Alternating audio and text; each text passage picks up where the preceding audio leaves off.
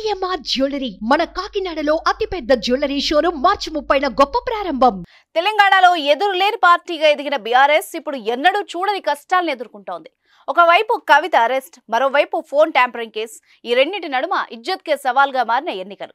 సరిగ్గా ఇదే టైంలో బీఆర్ఎస్ కు హ్యాండ్ ఇస్తున్నారు నాయకులు. నిన్నటిదాకా బీఆర్ఎస్ లో పదవులు, అధికారాన్ని అనుభవించిన వాళ్లు ఇప్పుడు పార్టీ వదిలి వెళ్లిపోతున్నారు. మరి వలసలు బీఆర్ఎస్ ను భయపెడతాయా? కేసీఆర్ వెనకడుగు వేస్తారా?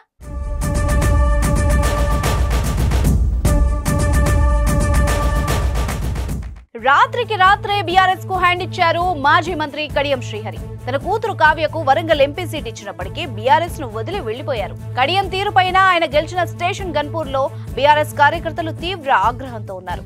ఆయన దిష్టిబొమ్మను కూడా దగ్నం చేశారు. కడియం శ్రీహరి ఒకరే కాదు, అధికారం పోయిన తర్వాత బీఆర్ఎస్ ను వదిలి వెళ్లిన వాళ్ల లిస్టు రోజుకింత పెరుగుతూనే ఉంది. ఖైరతాబాద్ ఎమ్మెల్యే దానం నాగేందర్ బీఆర్ఎస్ వదిలేసి కాంగ్రెస్ లో చేరడంతోనే ఆయనకు సికింద్రాబాద్ ఎంపీ సీట్ దక్కింది. ఇటు చేవెళ్ల ఎంపీ రంజిత్ రెడ్డి కూడా కారు దిగి కాంగ్రెస్ లో చేరడంతోనే మళ్లీ చేవెళ్ల టికెట్ దక్కింది.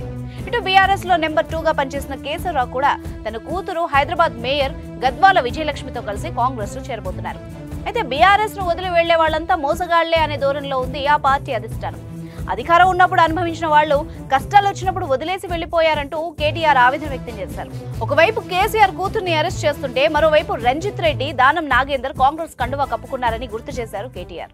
రంజిత్ రెడ్డి గారు చేసిన ద్రోహం బాధ ఎక్కడ అనిపిస్తుందంటే, ఎవడో బయటవాడు మోసం చేస్తే బాధ అనిపించదు.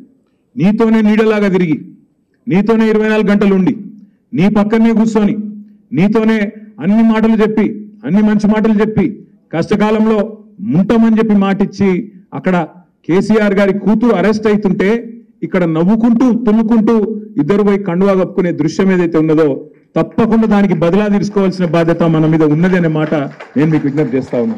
అధికారం పోవడంతోనే హ్యాండ్ ఇచ్చి వెళ్లిపోయే వాళ్ళకి భయపడే అవకాశమే లేదు అంటోంది బీఆర్ఎస్ పార్టీ. ఎండాకాలంలో ఆకులు రాలిపోవడం ఎంత కామనో అధికారంలో లేనప్పుడు నేతలు రాలిపోవడం కూడా అంతే అంటున్నారు హరీష్ రావు.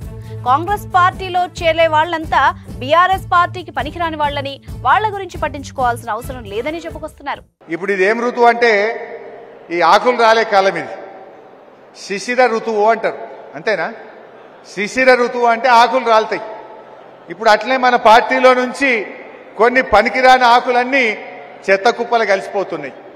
పనికిరాని ఆకులు చెత్త కుప్పలు కలిసిపోతున్నాయి.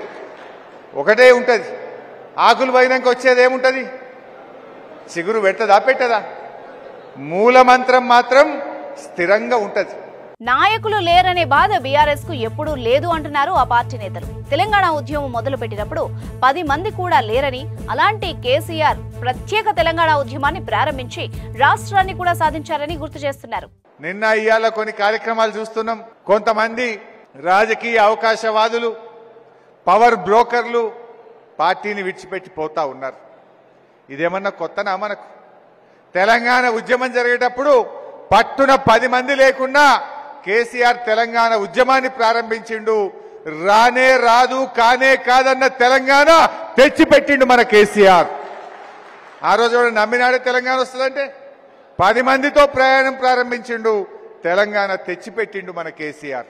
మొత్తంగా పార్టీ మారుతున్న వాళ్ళంతా మోసగాళ్లే అన్నది బీఆర్ఎస్ వర్షన్. మరి పార్టీ మారుతున్న వాళ్ళు ఏం సమాధానం చెప్తారో వేచి చూద్దాం.